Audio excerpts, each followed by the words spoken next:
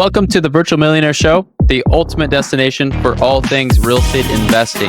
I'm your host, Michael McDonald, a real estate investor based out of Las Vegas, and I am on a mission to help you scale your real estate business.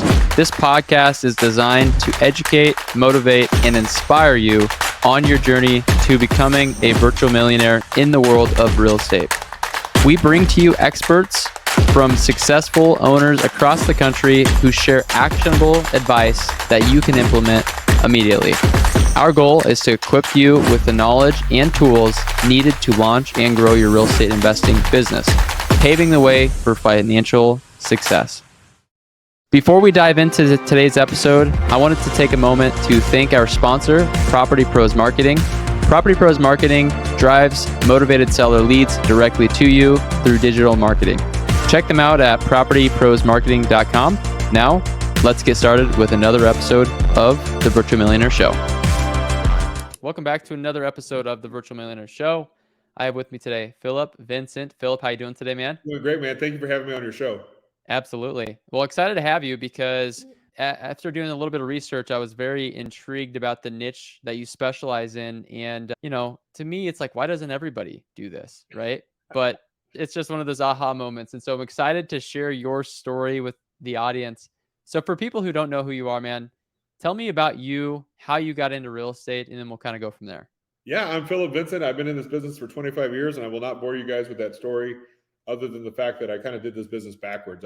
When I was 20 years old, I built my first house. I started off in new construction, and I worked my way back to being a wholesaler. That is and the backwards. reason why I think, Michael, the older you get, the more you put up with bullshit less. And so I didn't like all the other types of real estate. I've tried it all. I didn't like the timelines and dealing with contractors, all these things. I really love to be belly to belly with the seller. And I've been on this lifelong mission of finding where are the best leads. Like all my real estate buddies, all we talk about is where are the leads, where are the best leads coming from? And that's what kind of put me on my journey to where I am today.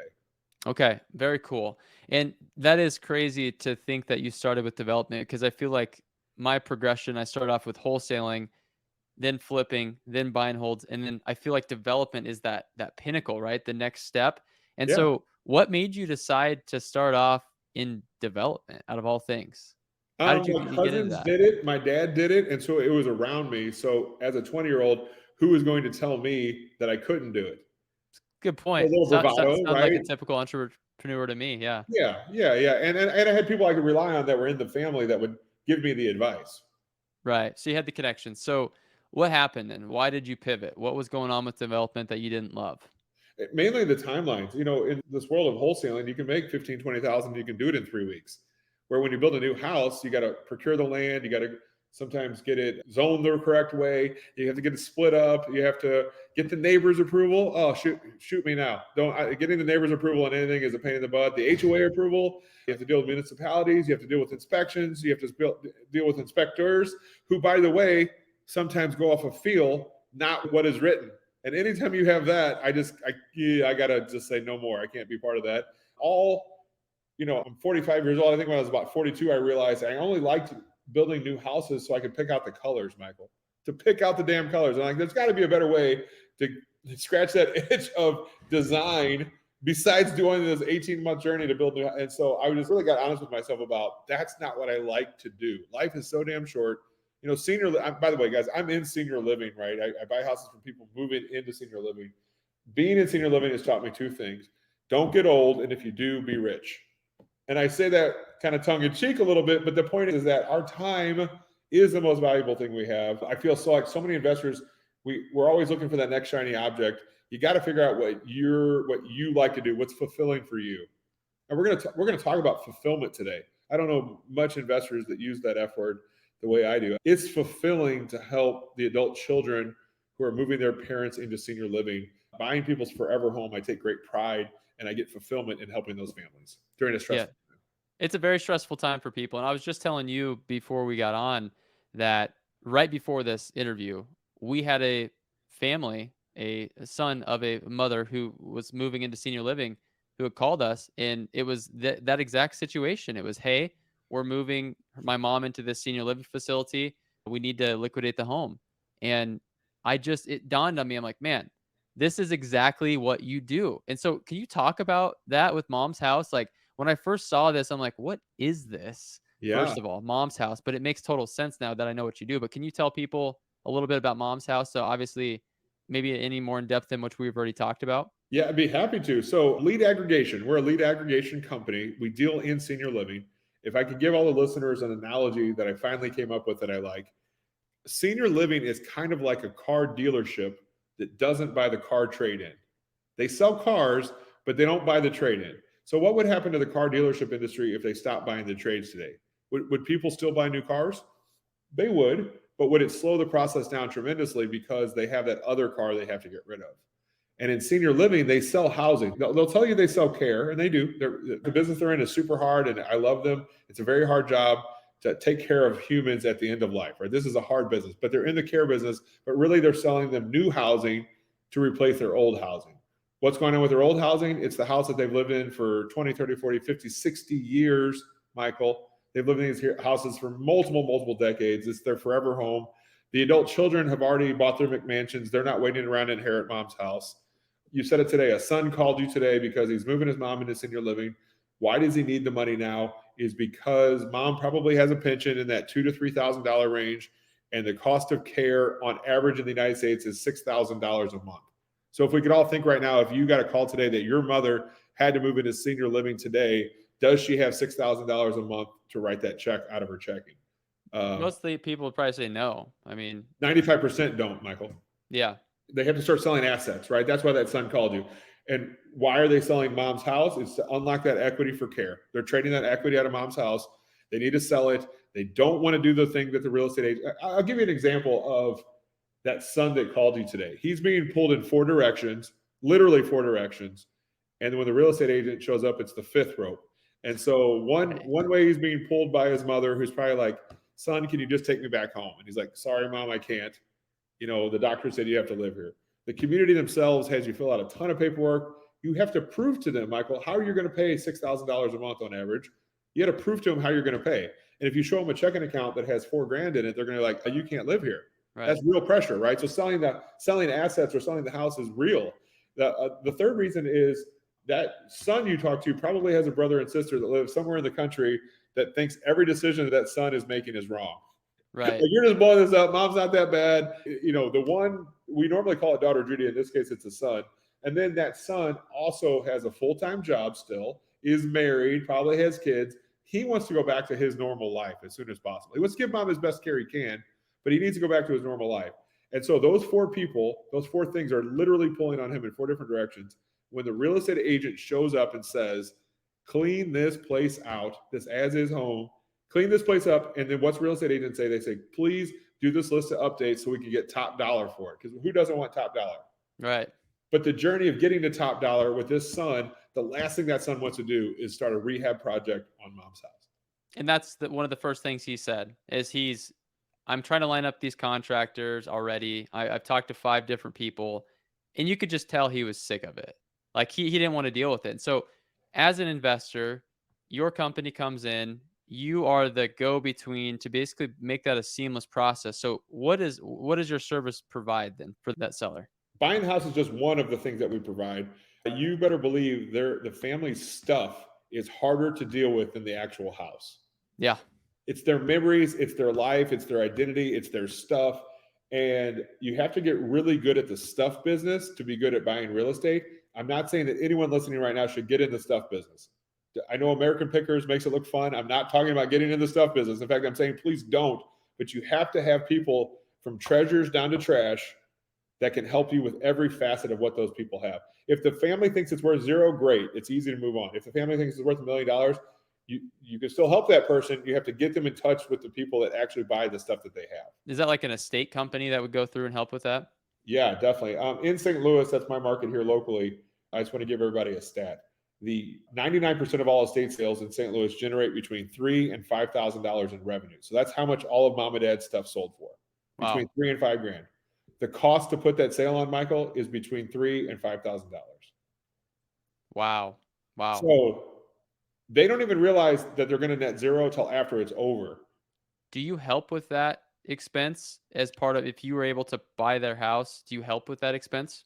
Definitely. I try to go ahead and just write them a check for it right there. In our real estate world, guys, if you can write a check for $3,000, it's just another line item that's, if you're buying deals so tight that you can't absorb $3,000, you're not buying them right anyway. And so to be a one-stop shop for that son, I wonder, I don't know if you know the details of that son that called you today, but if he lives out of town and he's called 5 contractors to give him bids, do you think the contractor is going to give the out-of-town guy a good deal? Or do you think he's going to try to, no, he's going to knock his head off because that's the one transaction he's going to get from that family. He's not going to get repeated business. I use a tool. Everybody should write this down unless you're driving. Just memorize it. It's called the cost versus value guide. And you guys can Google that right now, the cost versus value guide. They've been chronicling for the past 22 years the cost to do rehab items in our country. So go to your local metropolitan area, Michael, go to your own area and pull up your own city and look at what it costs to do the rehab on average, to do a new bathroom, to do a new deck, to do a new driveway. All those things are there, and you're going to be blown away with what you see. I won't bury the lead. If you're looking it up right now, I'll let you tell me what you see there. I have to dig into it a little bit more, but it looks like it's probably going to be significantly greater than what everyone thinks, right? Like from our perspective, if we have a general contractor who does volume for a house business, they're going to cut us a way better deal. The seller who's reaching out to these people, they're going to get retail price. And that's how the contractors make money, but it's not beneficial for the seller because they're going to have to pay an arm and a leg to get probably the difference of what they would have just sold for you for cash back. Right? Oh my God, Michael. So why would they do the rehab if they're going to net the same amount and do it in 3 weeks versus 6 months? 2 weeks versus 6 months. Is that what you said? Yeah, 2 or 3 weeks. I can close in 2 or 3 weeks, right? Because Right. here's why. You can't start rehabbing that house until it's cleaned out. It takes a good 60 to 90 days to do a estate sale, to get everything chronicled and have all the family come in. And remember, they take all the heirlooms, right? Now you're just selling stuff after that. And then so you have to get that thing cleaned out before you start the rehab. And how many times do rehabs take more than 3 months? All the time. So when I'm saying 6 months, I'm being kind there. I could say easily, 6 months to a year it takes from start to finish. If I would agree that they'll net the same amount without any of the work, no person wants to do the rehab way. Yeah, and that's the thing, man. I think a lot of people is if you can just communicate that value that you provide, that you're going to deliver, these people typically make this decision fast. They need the money next month, not in 6 months. So not only is it the time it takes to remodel it, but it's the brain damage that they have to experience through managing contractors, dealing with people who are maybe taking advantage of it, whatever the case may be, right? So there's just so much that could go wrong. It really becomes a liability for that seller. And that to me is totally priceless of the value that we're talking about here. That son just wants to go back to his normal life. And Yeah. not even rhetorically, in that son who called you's case today, if he chooses not to go with your as-is offer, if he chooses to rehab it, he goes with those 5 contractors, who is going to pay those 5 contractors? He is.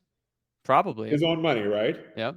Is he going to get his brother and sister involved? He's going to borrow money from them. I mean, it's bad after bad. Like they just don't want to do any of this. Right. And the cost versus value guide, if you go on there, I'm just going to use St. Louis. It's about $24,000 to tear out a bathroom and put a new bathroom in. That was the cost for one bathroom. The value you got back on that $24,000 in real money that you spent is like $13,000. These prices are astronomical. This is legitimate data. Legitimate data for the past 20 years. It's funny to go back, like click on 2016, click on 2020, watch the prices creep up in your own market. Then the family never argues with me because I'm showing this website that says, here's the data. And you know what's fun about that? All of us investors were like, 24 grand for a bathroom, I can do it for less. We're like, yeah, no, that's the point. That's the point, guys. I hope you can do it for less. If you're paying retail, you're not going to be in this business very long. We can do it for way less. And that's the exact point. I can show them on paper, hey, Fred, you can net the same amount with none of the work. What do you want to do? Yeah. So clearly there's a ton of value with just partnering with somebody like you who has the team, the setup, the resources, etc., to make that a stress-free process for them. So how does your team look, Philip? Like, what's your setup like? How do you get in contact with these people? And like, how does that all work? Sure. We are intertwined into the senior living sales process. So if me and you are brothers, we take mom into senior living today, we get trapped. I shouldn't say trapped. We get in their CRMs. We go look at 3 or 4 more. We get in their CRMs. We work with the industry to work with those families. So I contact them and say, hey, it sounds like you're trying to move into senior living. We actively go after that son that called you today. So you have like the data Yes, sir. of those people. Yeah. We've been doing this at a national level now for 3 years. And that's why I'm on your program today, is to tell the world, Wow. hey, we need more help with this. We have these leads coming in. We work with people nationwide. This is not for everybody, Michael. The typical real estate investor, this is not for them. If you're empathetic, go home and ask your loved one if you're empathetic. They will tell Right. you in Right. 2 seconds. Most investors, I'm going to tell you the problem. Most investors, when you say, hey, I'm an investor, we love that investor word. I'm an investor. I mean, I say it too. I'm an investor. But the senior living world, all they hear is dun dun. All they hear is shark getting ready to attack, right? that's all they hear. Because by Yeah. the way, investors are known to take advantage of people. Seniors are known to get taken advantage of, and I built a business around that. So it takes the right heart condition, love. If you can put people first, there's so many real estate deals right behind that. Because I teach you how to build relationships in the senior living world. When they know, like, and trust you, you fix a problem that they have every day in the senior living world. Because, okay, let me keep going with the guy that called you today. He found a community his mom likes, right? Yeah. That community saying, how the heck are you going to pay for this, son? He's like, I don't know. I'll write the check for like a month, and then we got to figure this out, mom. We need to sell. What do you have assets? Oh, you paid 48 grand for your house back in 1978. Now it's worth 350 retail. But of course, this is not a retail ready house, so we can get a couple $100,000 out of it. You know, the average stay in senior living, guys, is only 28 months. So if you take $6,000 times 28 months, I think it's a little bit under $200,000. That sale of that house is everything, Michael, because Right. it allows mom to stay there to the end of her day. Remember, I said, don't get old, and if you do, be rich. Being a private pay person is 100 times better than going into Medicaid. To be clear, everyone listening, Medicaid, if you end up on Medicaid, that means you live in a place you don't want to live. Private pay is like a arms race of nice, right? It's like a ski resort. And they're probably not excited to see their parents go live in that, because they're probably maybe not going to receive the best care or whatever the case may be compared to the private. Guilt is a huge thing. I've learned this too, guys. I don't care if you pay 12 grand a month. There's this weird saying in our business: the chandelier doesn't answer your mother's call button. And so just because you spend more doesn't mean you're going to get better care. You got to be really diligent about who you work with, what advice you get. In my parking lot right here where I'm sitting right now in my office, there's 3 communities. One of them was $30 million. The other one was $50 million, and they're building a $70 million community. The $50 million community is sitting at 30% occupancy right now. So they're losing money hand over fist because they brought in new management. And this is a people business, right? And so the point is, this is a stressful time. That son, kill him with kindness because he needs a hug, man. Yeah, needs that's a good hug. point. He's ready for something to go his way. And by the way, we talked about this earlier. Why does he want top dollar? It's because he's doing this weird kind of morbid death math with his mom. He's like, I need 400 grand for that, or whatever he said, right? I need that money because what happens if that money runs out? And I told you that before this call, and you make such a good point. But I think for people who are listening to this, I don't care if it's somebody who's in this scenario that Philip's talking about, or if it's any seller. Typically, who wouldn't want top dollar for their home, right? Everyone's going to want top dollar. So you really have to just kind of hear them, but you got to dig deeper, and you got to really let them know the value you're going to provide. Because if they're thinking you're just going to buy the house and you're not going to solve X, Y, and Z, versus the person like Philip who has all of these ancillary things that he can provide that seller, who do you think they're going to go with? Yeah. Price doesn't even matter at that point. Yeah. It's the peace of mind. Yeah. We sold to you because we like you better is a line that I've heard a lot.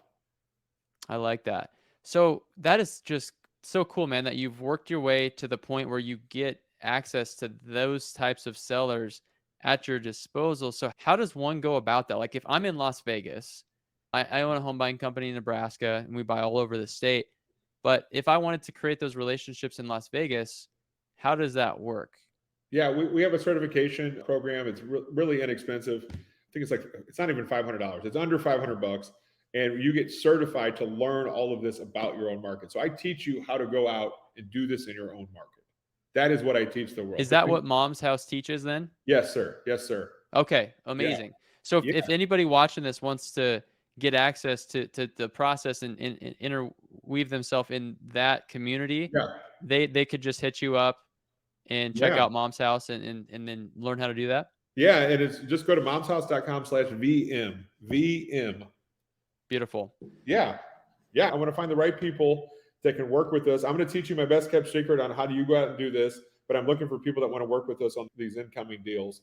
And so this is a thing. You're a young man. I mean, the numbers are so big. The next 15, 20 years, the boomers and their parents are going to be selling their houses. It's over $10 trillion in real estate that's going to change hands because they're going to need to sell those assets for care. This is huge. Oh, it's massive. And so by the way, guys, if you got some value from that, give us a like, let Philip know. This is good stuff, guys. And I can't tell you over the years why it's taken this long to really realize. I'm going to go check out this. So momshouse.com/VM, they can get access to your stuff. The certification. Yeah. Yep. So you guys can use it on your socials. You can show the world that you've gone out and taken this serious. So we give you the tools of knowing who to talk to, what to say. I spend a ton of time on what not to say. It's not showing up as a real estate agent. It's not showing up as a real estate investor, even though you might be both of those things. Michael, I am both of those things, but that's not how you do it in senior living. Yeah. So the difference is you're really leading with your heart versus you're not treating these people like just another transaction. And by the way, people know the difference. So there's a lot more psychology likely that goes into this, right? Totally. You have to be known, liked, and trusted, both on the senior living side and the people you work with. Like that son that called you, man, he's going through a tough time. I always say that families that get along don't get along during this process. It is stressful.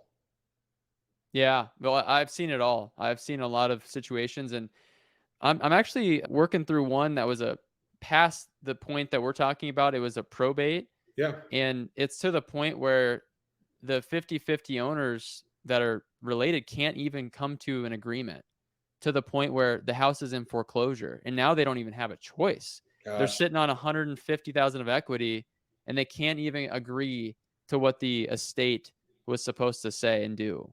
And so I'm just sitting over here like, guys, let me help you solve this problem. And if they don't, then who wins? The bank in this case. And that's just so sad. They might end up with nothing if they don't do this right. Yeah, I would agree. And so anyway, I dropped the link, guys, for you to check it out. It's momshouse.com/the VM. And you can definitely go check out Philip's stuff here. Philip, what's next for you, man? I mean, what are you up to these days? For us, I was just talking to somebody earlier. Like, I don't watch sports. I don't play video games. I love business development. I really do. And we've got this mission to help 10,000 daughter Judys a month. And when we started that goal 3 years ago, it was really small. I think we can get 30, 40, 50,000 daughter Judys. When I say daughter Judy, guys, that's the adult child who, by the way, might be 65 years old. In fact, a lot of times they are 65, helping their 85-year-old mother move into senior living. That's who I put first in every decision. Us investors, of course, we're looking for people that have equity and motivation and a house we can add value to and a warm transfer. These are the best leads. And of course, the industry wants it. We haven't talked about them yet. Senior living, guys, if you owned a multifamily building that was very, very expensive to run, and you knew your tenant would only live with you on average 28 months, then moving time on the front end, moving that in quicker is everything. And if I can move them in 60, 90 days earlier, you've just become 10% more profitable with the clients already in your client list, your leads list, right? Because the thing that's stopping them from moving in is not desire. It's they don't know what to do with their current house, or they've listened to the real estate agent and they've gone down the track or the path of doing that estate sale that didn't make what they thought, and cleaning up and rehabbing the house and spending that money and getting a high interest rate loan because they didn't have the money to do it, only to find out that wasn't a good investment either. We're taking all that risk away and we're giving them some assurance in a time when they're very uncertain. Gotcha. I love it. So really, it's a vision to help a certain amount of people in these scenarios to save them from the headaches and the brain damage that comes with maybe going the other route. Totally. And it's not trendy or sexy what we do, guys. This is going to be here. The baby boomers, the oldest boomers, are starting to hit the senior living communities right now in 2023. So even though I've been doing senior living now for over 12 years, you're not behind. The boomers and the big, they call it the silver tsunami, is starting this year. And for the next 15 years, it's going to be growing and growing and growing. Look at that. It looks like you have a fan. So he said he's been watching your content for a couple of years. Well, thank you, other Philip with 2 L's as well. It's good to meet you. I love that. No, that's fantastic. And He said probate process. And by the way, Michael, you said probate too. A lot of my families, I don't call them leads or cases, a lot of my families, they end up being probate cases because they pass away in the whole journey. And guys, I want to tell you guys something right now. I love probate deals. Probate deals are great. They're my second favorite, though. Here's why. And you said it earlier. This will ring true with what you said earlier. When Philip and Michael are brothers and we're moving mom into senior living, we're not arguing over the money too much because we're not going to inherit that money. It's not our money. But with probate, remember you said earlier, there's 150 grand of profit sitting there, and they can't even get their head out of the sand to agree on anything. That's a fundamental difference that nobody's mad at Nana that she has to move into senior living. They're trying to make this easy so she can pay for it. With probate, everybody about what's in it for me. The sellers are. And that's a huge difference. So greed comes in, gets really messy. Human nature, man. Greed is real. When they're moving into senior living, it's the only time I've ever seen them be kind of like, I won't say they don't care what they sell the house for. They do. It's not the same as if what's in it for me. And it's crazy to me. It seems like so many people do, like, in that position, just don't take the time to set up the proper documentation when it does reach to the point of, unfortunately, there's a passing in the family. So, like, people should probably take the time to set that stuff up, right? Because it saves a lot of headaches down the road. Like, if you have a will, it doesn't really do anything for these people. Totally. Adult children, people in their 50s, 60s, and 70s, helping their parents in their 70s, 80s, and 90s, when they lose their parent and their parent didn't do it the right way, that's when they get serious about their own setting up trust and doing their, because they don't want to put that burden on their children. But it can save so, like, even as like a, somebody like myself, right? My parents are in their 50s. They're not that old, but what if we're proactively educating them on here, why this is the importance of it? Because it's going to cost you a lot more money and a lot more money for the whole family if we don't set this up correctly now versus if we wait and something happens, because, we're all going to retire, quote unquote, eventually someday, right? So we can save ourselves that brain damage. Totally. And I think the younger generations are getting smarter at that. The older generation thought it was morbid to talk about anything with death. And I think you have to. One of my favorite lines is, whatever state you live in, tell the adult senior who doesn't want to do any preparation, say, do you love your kids more than you love the state of wherever you live? Because if you don't, the state's going to take that money. Why would you give the money to the state of Missouri when you can give it to your kids if you plan correctly? It's like planting a tree. When's the best time to plant a tree? It's 20 years ago or today, right? Yeah. So that's the same way with estate planning. You want to start it today no matter what your age is. 100%. And man, I feel good hearing this because I just took care of this for me and my family. I have a couple kids and I feel like I'm ahead of the game a little bit. But St. Louis is your market, right, Philip? So, and you do this nationwide. We do it nationwide. My local market, I'm still an active real estate investor. I've been doing this for 25 years now. And I always say, if you have a better lead source than what I'm talking about, bring it to me, because I want to do it here in my own market. Right. Like I'm 25 years in, but I'm still learning. I always want to be learning. I never want to stop learning. Things always change. We used to spend 20 grand a year on the yellow book, and now we don't spend anything, right? Things change, guys. And so what I love about this is it's going to be constant for the next 15 years. It's only going to get bigger and bigger. It might be bold to say it, but I want to say it. Either take this seriously or you'll be buying houses from people that did. That's real right there, guys. And if you're like me and you're a direct-to-seller marketer, you guys know how much money a lot of us investors who do volume spend on marketing. It excites me to think that I could find a lead source that is changing maybe the amount of money I spend to maybe a little bit more effort as far as relationship building, and save hundreds of thousands of dollars on marketing every year. That excites me. And it should excite you too if you're listening. I don't know the lifetime value of my relationships yet, because I'm still doing deals with people that I met in 2011 when I started this. Crazy. Isn't that amazing? Yeah. It's like an oil well that keeps pumping. Right. Okay. So you're an active real estate investor. How are you dispositioning properties when you have a lead, say, in Las Vegas? Like, what do you do with that? I'm trying to find somebody in Las Vegas that goes through my program that wants to work that lead. All right. Well, I don't think we need to talk to anybody else. I think I'm the guy for the job, and I'll definitely be letting you know how we operate too. That way we can see if we're a good fit. Yeah. And let me just tell everybody, because I love it when people have that. They like, I want to work these. Great. In St. Louis, guys, I've been doing this for over 12 years.